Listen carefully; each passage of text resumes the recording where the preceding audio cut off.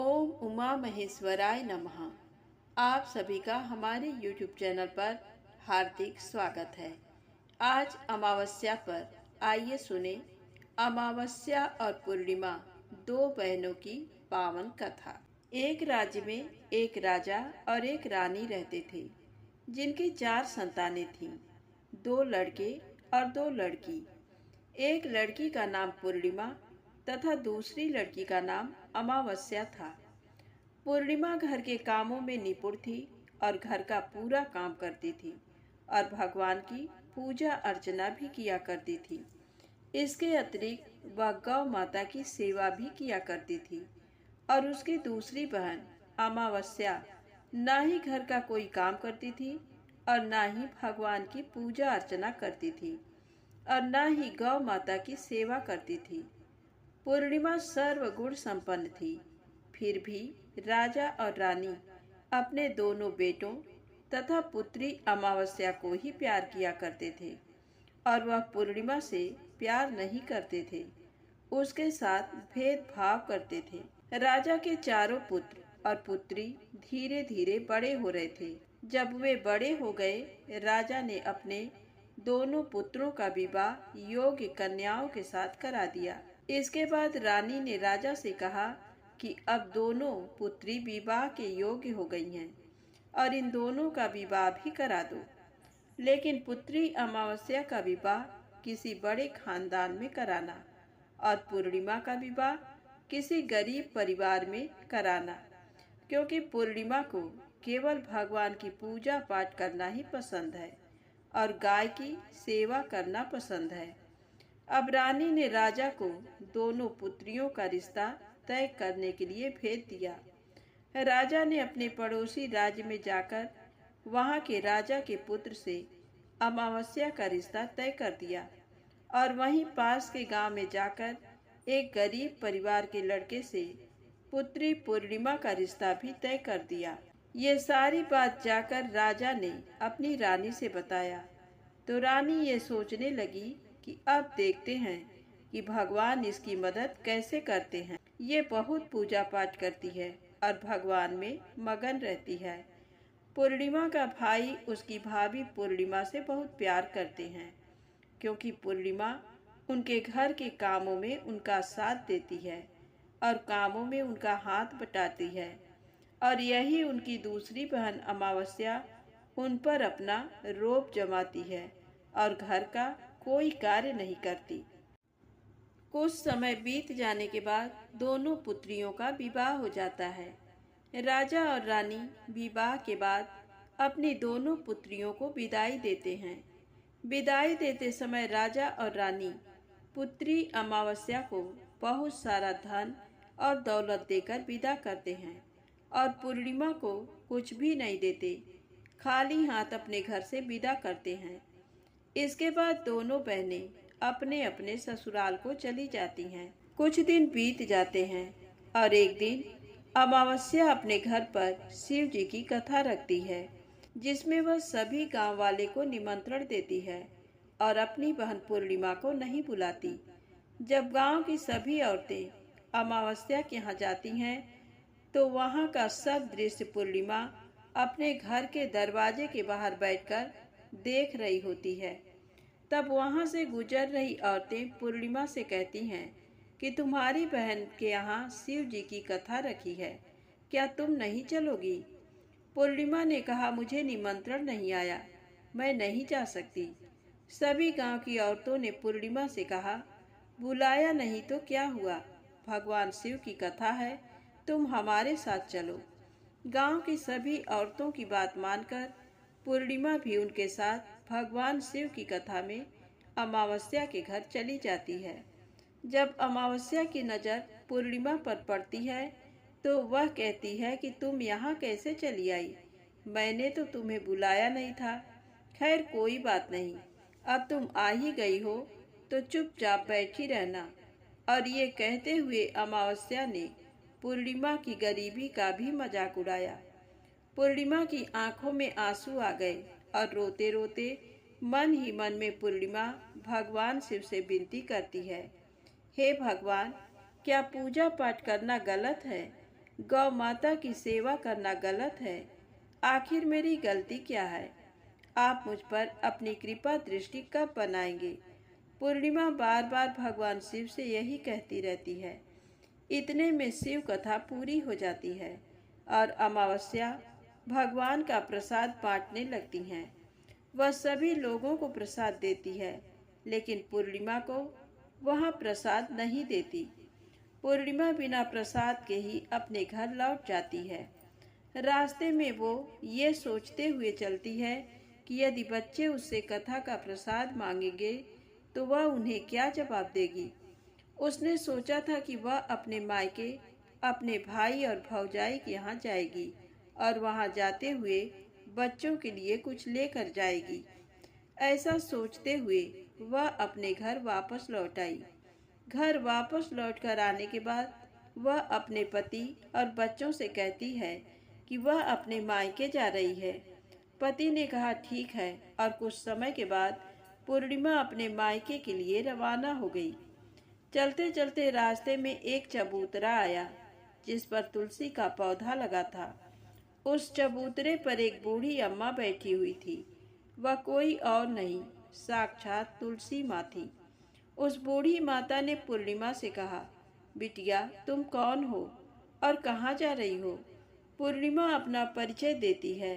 परिचय देने के बाद बूढ़ी औरत ने पूर्णिमा से कहा कि यहाँ तुलसी का पौधा सूख रहा है, इसमें थोड़ा सा पानी डाल दो और इस चबूतरे की साफ सफाई कर दो, जिससे मुझे थोड़ी ठंडक मिलेगी। पूर्णिमा ने कहा कि ठीक है माँ, मैं तुलसी में पानी डाल देती हूँ, और कहा कि साफ सफाई भी कर देती हूँ। पूर्णिमा ने साफ सफाई करने के बाद बूढ़ी अम्मा को भी नहला दिया और बूढ़ी अम्मा की भी सेवा की। उनके पैर दबाए और बूढ़ी अम्मा से कहा कि माँ जी, और बताइए मैं आपकी क्या सेवा करूँ? और कोई काम है तो बता दीजिए, मैं कर दूंगी। बूढ़ी अम्मा ने कहा, कुछ नहीं, अब तुम जाओ और वापस जाते समय मुझसे मिलते हुए जाना। पूर्णिमा ने बूढ़ी अम्मा से कहा, ठीक है माँ, मैं जाती हूँ। वापस आते वक्त आपसे मिलते हुए जाऊंगी।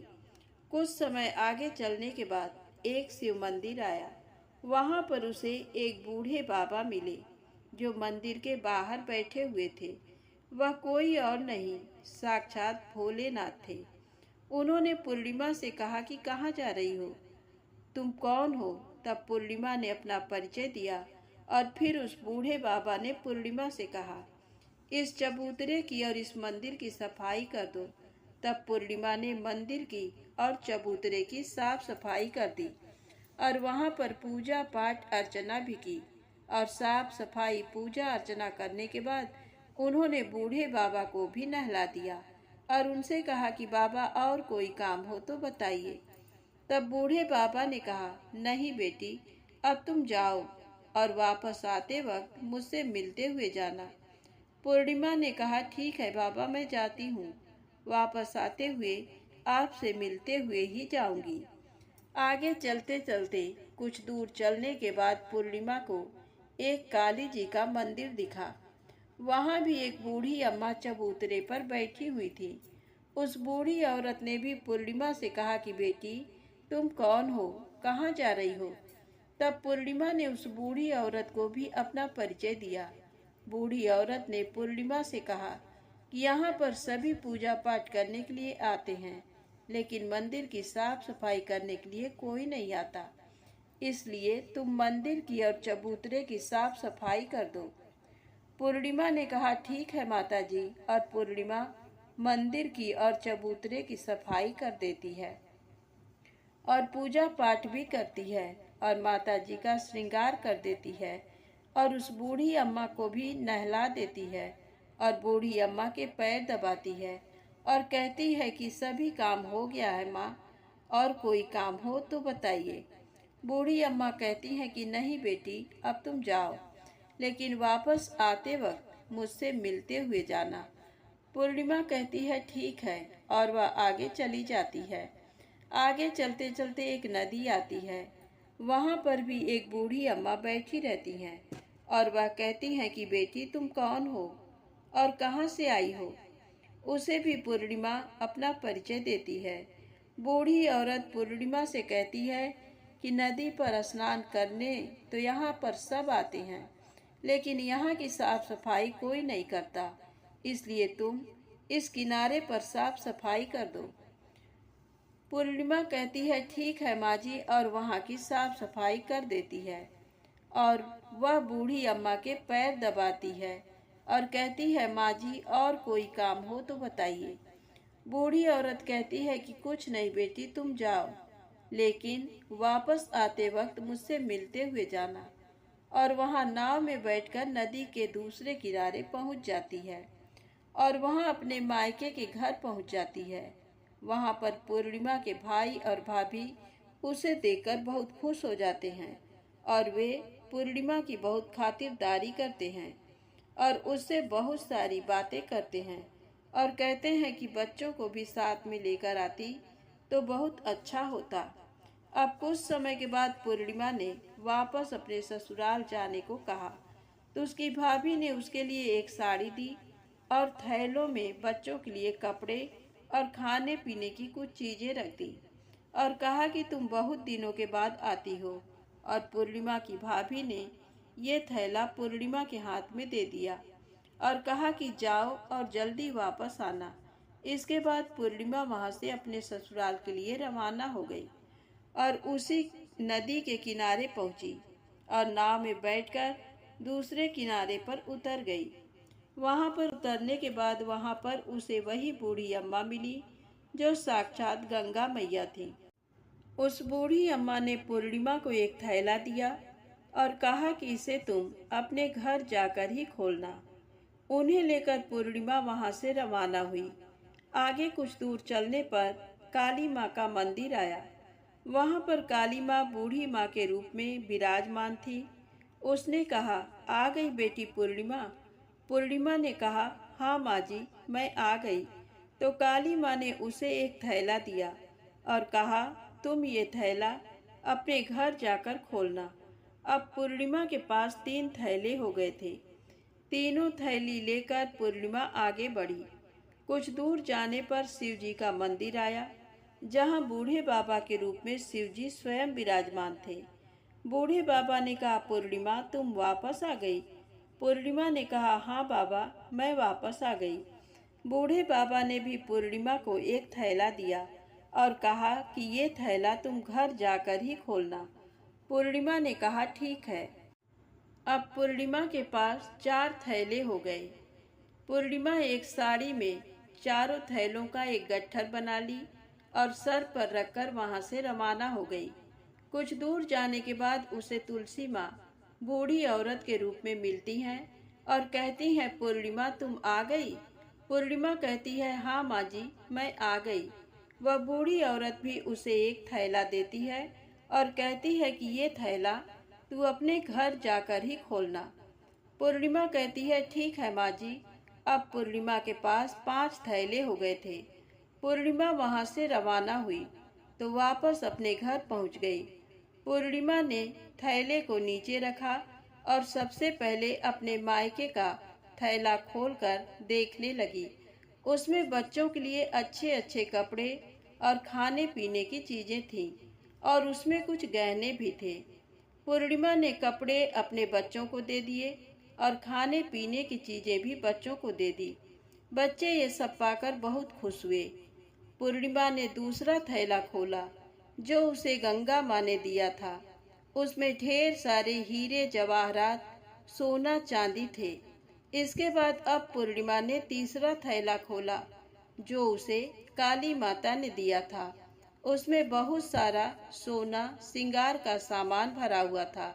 इसके बाद पूर्णिमा ने चौथा थैला खोला जो उसे भगवान शिव ने दिया था। उसमें बहुत सारा धन संपत्ति भरा हुआ था और बहुत सारी खुशियां भरी हुई थी। इसके बाद अब पूर्णिमा ने 5वां थैला खोला जो उसे तुलसी माँ ने दिया था। उसमें चावल, दाल और 7 प्रकार की खाने की चीजों से भरा हुआ था। अब पूर्णिमा के घर में किसी भी चीज की कमी नहीं थी। उसका घर धन धान्य से भरा हुआ था और परिपूर्ण था। अब पूर्णिमा और उसका परिवार सुख में जीवन व्यतीत करने लगा। अब पूर्णिमा के मन में विचार आया कि क्यों न शिव जी की कथा कराई जाए, और शिव जी की कथा में एक कार्यक्रम रखा। पूर्णिमा ने गांव के सभी लोगों को निमंत्रण दिया और घर घर जाकर सभी लोगों को बुलाया। पूर्णिमा अपनी बहन अमावस्या के घर भी गई और अमावस्या को भी शिव जी की कथा के लिए उसने अपने घर पर बुलाया। जब अमावस्या पूर्णिमा के घर शिव जी की कथा में आई तो उसने देखा कि पूर्णिमा के घर में किसी भी चीज की कोई कमी नहीं है। इतना सारा धन दौलत देखकर अमावस्या आश्चर्यचकित हो गई। उसने पूर्णिमा से कहा कि तुम्हारे घर में इतनी धन और दौलत कहाँ से आई? पूर्णिमा ने कहा, देखो बहन, तुमने शिव जी की कथा में मुझे नहीं बुलाया था, फिर भी मैं चली आई और तुमने मुझे प्रसाद तक नहीं दिया और मेरी गरीबी का मजाक भी उड़ाया। उसके बाद मैं अपने घर आ गई और घर आते हुए मन ही मन में सोच रही थी कि अपने मायके जाऊंगी, और मैं अपने मायके चली गई। और जो कुछ घटना इस बीच हुई वह सभी घटना अपनी बहन अमावस्या को बताती है। तो अमावस्या कहती है कि तुम भी मुझे प्रसाद मत दो और मुझे डांट लो, लेकिन पूर्णिमा ने कहा कि ये तो भगवान का प्रसाद है, मैं तो सबको दूंगी और तुम्हें भी दूंगी। फिर भी अमावस्या ने प्रसाद नहीं लिया और वह सीधे अपने घर चली गई। घर जाकर अपने बच्चों से कहकर वह अपने मायके जाने के लिए तैयार हो गई और मायके के लिए निकल गई।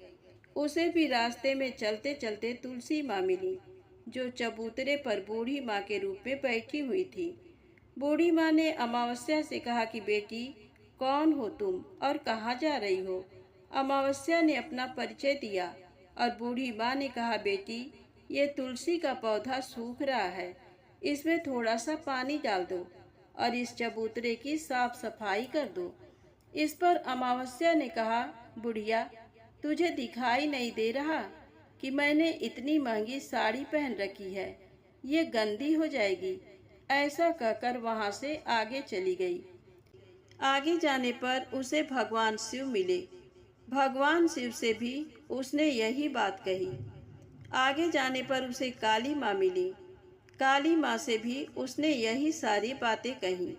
आगे जाने पर उसे गंगा माता मिली।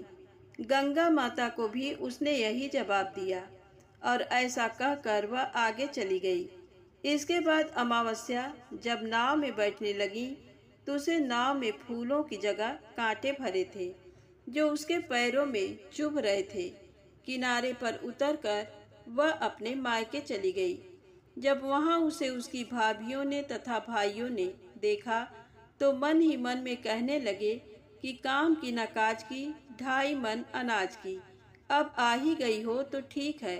पूर्णिमा तो हमारे कामों में हाथ बटाती थी, ये कोई काम करेगी तो नहीं। अब उन्होंने खाना बनाया और खा पीकर सभी सो गए। अमावस्या जब सुबह उठी और अपनी भाभियों से कहा कि मैं अपने ससुराल जा रही हूँ। उन्होंने कहा कि ठीक है, जाओ। अमावस्या बोली, पूर्णिमा को तो तुमने एक थैला दिया था और मुझे कुछ नहीं दोगे? तो भाई और भाभी ने कहा कि तुम घर जाओ, थैले तुम्हारे घर पहुंच जाएंगे। फिर अमावस्या वहां से निकल गई और नदी के किनारे पर पहुंची। वहां गंगा मैया बूढ़ी औरत का रूप धारण करके बैठी हुई थी। बूढ़ी माँ ने कहा, आ गई बेटी? तो उसने कहा, हाँ, मैं आ गई। अमावस्या ने कहा, तुमने पूर्णिमा को एक थैला दिया था और मुझे नहीं दोगी क्या? बूढ़ी अम्मा ने कहा, तुम घर जाओ, थैले तुम्हारे घर पहुंच जाएंगे। इसके बाद आगे जाने पर उसे काली मैया मिली। उनसे भी अमावस्या ने यही कहा। इसके बाद माता काली ने कहा कि तुम घर जाओ, थैला तुम्हारे घर पहुंच जाएंगे। आगे जाने पर उसे भगवान शिव मिले। भगवान शिव से भी अमावस्या ने यही कहा। इसके बाद भगवान शिव बोले, तुम अपने घर जाओ, थैला तुम्हारे घर पहुंच जाएंगे। आगे जाने पर उसे तुलसी माँ मिली। उसने भी अमावस्या से यही कहा, तुम घर जाओ, थैले तुम्हारे घर पहुंच जाएंगे। अमावस्या अपने घर पहुंच गई। आंगन में देखा तो वहां पर 5 थैले पड़े हुए थे। अमावस्या ने मन ही मन सोचा कि अब तो मेरे पास बहुत सारे धन और दौलत आ जाएगी। जल्दी जल्दी उसमें सभी थैले को खोला। किसी में मिट्टी थे तो किसी में पत्थर, किसी में कंकड़ और किसी में कोयला। उसके मायके से भी कुछ नहीं मिला था। इन थैले में कुछ भी नहीं था। अमावस्या दौड़ती हुई पूर्णिमा के घर गई और कहती है कि तुम्हें तो इतना सब कुछ मिला, मुझे तो कुछ नहीं मिला, आखिर क्यों? तो पूर्णिमा कहती है कि जब मैं अपने मायके जाती हूँ तो अपनी भाभियों के साथ उनके कामों में हाथ बटाती हूँ, उनके साथ मिलकर काम करती हूँ, लेकिन तुम ऐसा कुछ नहीं करती, उनकी इज्जत भी नहीं करती, इसीलिए वह तुम्हें भला क्या देंगे। इसके बाद तुमने गंगा मैया को ठुकरा दिया, काली माँ को भी ठुकरा दिया और भगवान शिव को भी तुमने ठुकरा दिया, इसलिए उन्होंने भी तुम्हें कुछ नहीं दिया। अमावस्या कहती है कि बहन, तुम मुझे माफ कर दो, मैंने तुम पर हमेशा अत्याचार किया है। मुझे कुछ नहीं मिला तो कोई बात नहीं, मैं भी भगवान की भक्ति करूंगी और सब कुछ प्राप्त कर लूंगी। मुझे इन सब चीज़ों का रहस्य बताओ। तो पूर्णिमा ने कहा कि तुम 3 सूत्र का ज्ञान ले लो और उसकी कथा करना। पहले सूत्र में दया मांगना और दूसरे सूत्र में कथा मांगना और तीसरे सूत्र में 108 बार नमः शिवाय का जाप करना। भगवान ने ये 3 सूत्र दिए हैं, इनको अपने हृदय में बसा लेना।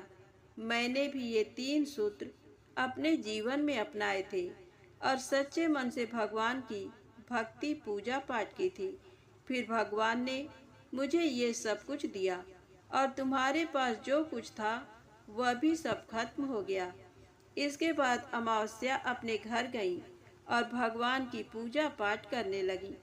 भगवान शिव से उसने माफ़ी मांगी और गौ माता की सेवा भी की और दूसरों की मदद भी करने लगी। तो प्रेम से बोले, अमावस्या माता की जय हो।